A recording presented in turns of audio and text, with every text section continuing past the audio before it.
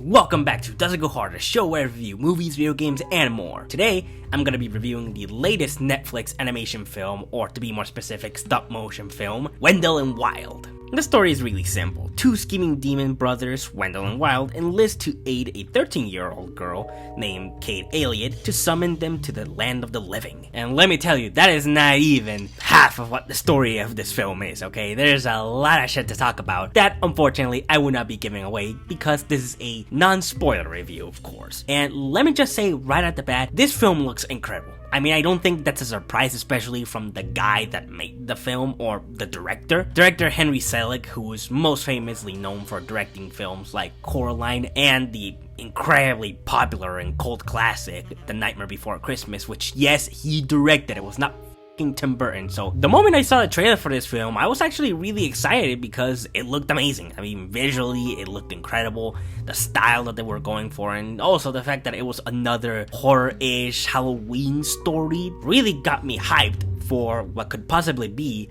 a new Halloween classic. Kind of like how The Nightmare Before Christmas is somewhat of a Halloween and also Christmas classic. I think Henry Selick is an incredible director. He's always had a really interesting flair about his stop-motion films that I've always been obsessed with. And I was just really excited to get another stop-motion animation film because we don't get them too often. And you can kind of see why. They are very time-consuming to make. If I was ever placed of making an animated film, I would have been like, I'll do everything except a stop-motion picture. But how's Wendell Wild? Like I said, the animation is incredible. The work that went into the stop-motion in this film is astonishing. It's incredibly beautiful, from the character models, from the backgrounds, from, in general, everything, the landscapes, everything about the film is gorgeous. I mean, of course, there's some things that are enhanced with 2D animation or with CG animation, but don't be mistaken. The stop-motion animation is what shines, it's what thrives in this film. You can tell how much time and passion went into all these models and all these little details that they had to work on. It's just like, wow, I could not imagine just how time-consuming would have been to sit down and literally work for weeks or probably months or just one scene. My hat goes off to all of the people that worked on this.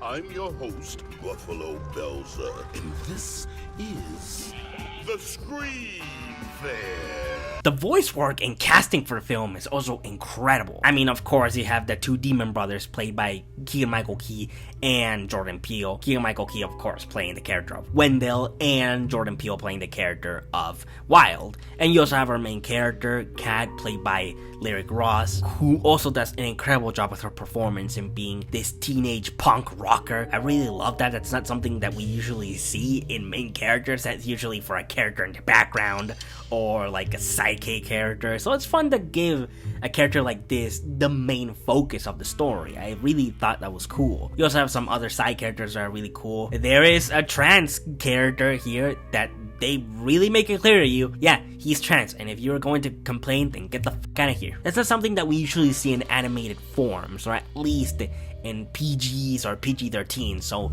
the fact that they're actually showcasing it and that they're not embarrassed to showcase trans characters, I thought that was really cool and kind of nice to see, especially a Hispanic trans character. I thought that was really, really nice to see in such a bigger role than we usually see these characters like. They're usually, again, kind of in the background or just kind of a funny, silly character that sometimes will get a funny line once in a while. But no, they actually kind of give this character some good focus, and I was a pretty big fan of that personally. I mean, the cast is filled with so many talented people. But now let's get to the biggest elephant in the room, which is the story. From the get-go, I knew it. I knew that the story was going to be divisive amongst people. For me personally, I thought that the story was fine. I don't think there's completely anything that's inherently wrong with it, but if there was an issue that I had to pick on it, and it's a gripe that I have with a lot of other films, is that it's a very exposition heavy film, meaning that a lot of the characters just constantly like to tell you what's going on and what's gonna happen instead of, you know, the movie speaking for itself. They must know that people fucking find this annoying, so why do they keep doing it? I don't know. And there's also a lot of stories going on at the same time. The film is just filled with a lot of subplots twists that first you're like, how are they going to make all of these stories find their footing by the end?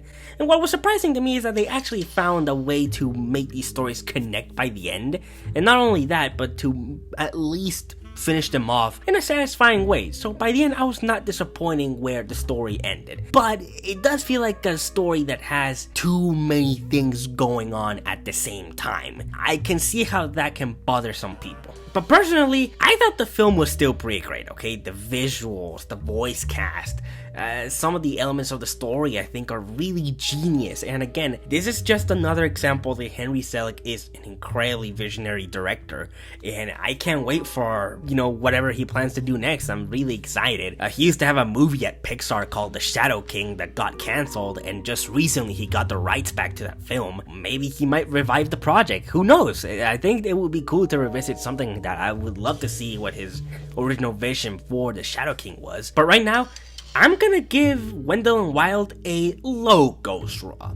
It's definitely a bit disappointing because I really wanted to love this film, but still I think a low Ghost Raw is a fairly reasonable rating for a film like this. I think it's still worth watching. It's on Netflix. You're not losing anything. I do want you to watch this to support animation, especially support animation and streaming, because it's constantly getting by fucking companies and big CEOs. Like David Zaslav is completely fucking up Warner Brothers and Adult Swim and Cartoon Network and all that shit. So please support animation. Support it any way you can, okay? Please, I'm begging you. But tell me, what do you think of Wendell Wild? Did you like the movie? Did you dislike the movie? Or did you just feel indifferent towards it? Let me know down in the comments. I really want to know what you guys think about it. Anyways, thank you so much for watching. And like always, good day, good night, and stay safe.